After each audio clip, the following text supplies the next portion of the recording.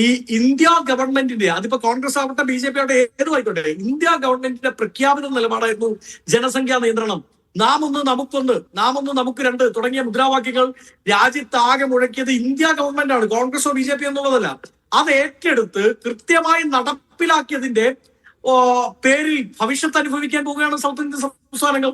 നോക്കൂ, നമ്മളൊരു ക്ലാസ്സിൽ ഏറ്റവും മിടുക്കനായി പഠിക്കുന്ന കുട്ടിക്ക് അടി കിട്ടുക, ക്ലാസ് ടീച്ചറിനാൽ അടി കൊടുക്കുകയും ക്ലാസ്സിൽ ടീച്ചർ പറഞ്ഞ ഒരു ഹോംവർക്കും ചെയ്യാത്ത, ടീച്ചർ പറഞ്ഞ ഒരു അസൈൻമെന്റും വെക്കാത്ത, ടീച്ചർ പറഞ്ഞ രീതിയിൽ യാതൊരു തരത്തിലും പഠിക്കാത്ത, സമ്പൂജ്യമായി ആ വിഷയത്തിൽ തോറ്റു തൊപ്പിയിട്ട കുട്ടിക്ക് എന്ത് കിട്ടുന്നു? ക്ലാസ്സിൽ നിന്ന് പ്രൊമോഷൻ കിട്ടുകയും അവന് ഡിഗ്രി പാസ്സാവുന്ന അവസ്ഥയിലേക്ക് എത്തുകയും ചെയ്യുന്ന അവസ്ഥയാണ്.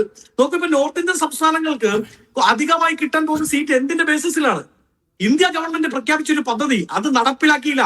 ഇന്ത്യ ഗവൺമെന്റ് മുമ്പോട്ട് വെച്ചൊരു പോളിസി, ആ പോളിസിയോട് താതാമ്യപ്പെട്ടില്ല എന്ന പേരിലല്ലേ നോർത്ത് ഇന്ത്യൻ സംസ്ഥാനങ്ങളിലേക്ക് കൂടുതലായി സീറ്റ് ഇപ്പോൾ അലോക്കേറ്റ് ചെയ്യാൻ പോകുന്നത്?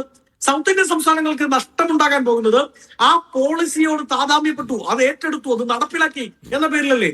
നോക്കൂ, വളരെ കൃത്യമായി ഇതൊരു പോയിന്റ് ആയിരിക്കുമ്പോൾ തന്നെ അതിന്റെ കൂടെ വനിതാ സംവരണവും കൂടി കൊണ്ടുവരികയാണ്. പക്ഷേ ഇപ്പം മോദി പറയാൻ ശ്രമിക്കുന്നതും മോദിയുടെ പാർട്ടി പറയാൻ ശ്രമിക്കുന്നതും വനിതാ സംവരണം എന്ന പരിപാടിക്ക് നിങ്ങൾ എതിരാണ്, പണ്ടും എതിരാണ്, ഇപ്പോഴും എതിരാണ്.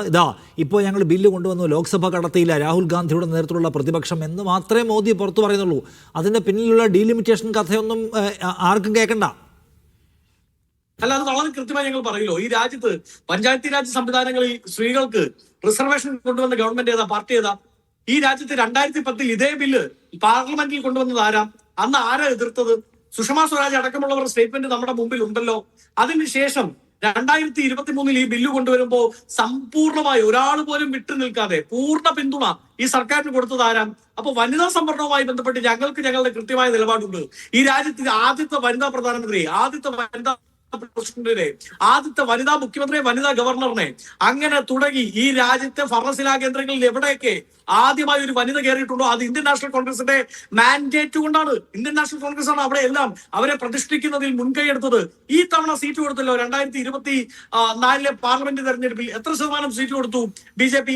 ഇനി ഇവരുടെ ആഗ്രഹം അത്രമാത്രം കണ്ട് വനിതകളെ ഉദ്ധരിച്ചു കളയണമെന്നുള്ള ആഗ്രഹം ആത്മാർത്ഥമാണെങ്കിൽ ഒരു കാര്യം ചെയ്യൂ, രാജ്യത്തിന്റെ പ്രധാനമന്ത്രി രാജിവെച്ചിട്ട് നാളെ തൊട്ട് അവരുടെ BJPയിലെ ഏറ്റവും പ്രധാനപ്പെട്ട ഒരു ലീഡറിനെ, ഇന്ത്യൻ പ്രധാനമന്ത്രിയായി വനിതയായിട്ടുള്ള ഒരു നേതാവിനെ കൊണ്ടുവരട്ടെ. നോക്കൂ, വനിതയായിട്ടുള്ള ഇന്ത്യൻ പ്രസിഡന്റ് ഇരിക്കുമ്പോ ഇന്ത്യൻ പാർലമെന്റ് എന്ന് പറയുന്നത് ഇന്ത്യയിലെ പ്രഥമ പൗരന്റെ അല്ലെങ്കിൽ പൗരയുടെ കസ്റ്റഡിയിലുള്ള ഒരു സാധനമാണ്. അതിന്റെ ഉദ്ഘാടനം, ആ ഉദ്ഘാടനത്തിന്റെ വനിതയെ പ്രസിഡന്റിനെ വിളിക്കാത്ത കൂട്ടരാണ് BJP. എന്തുകൊണ്ടാണ്? പാർലമെന്ററി റെപ്രസെന്റേഷൻ എടുത്താലും അല്ലെങ്കിൽ MLA-മാരുടെ എണ്ണം എടുത്താലും MP-മാരുടെ എണ്ണം എടുത്താലും ഒക്കെയും ഇപ്പം നോക്കൂ, ഇപ്പം പശ്ചിമബംഗാളിലാണല്ലോ ഏറ്റവും കൂടുതൽ അവരെ ഏറ്റുമുട്ടുന്ന കക്ഷി. അവിടെ നോക്കുകയാണെങ്കിൽ അവിടെയാണ് ഏറ്റവും കൂടുതൽ വനിതകളുള്ള പാർട്ടി. അവരോടാണ് പറയുന്നത് ഞങ്ങൾ വനിതാ സംവരണം കൊണ്ടുവരാൻ ശ്രമിച്ചത് നടക്കുന്നില്ല.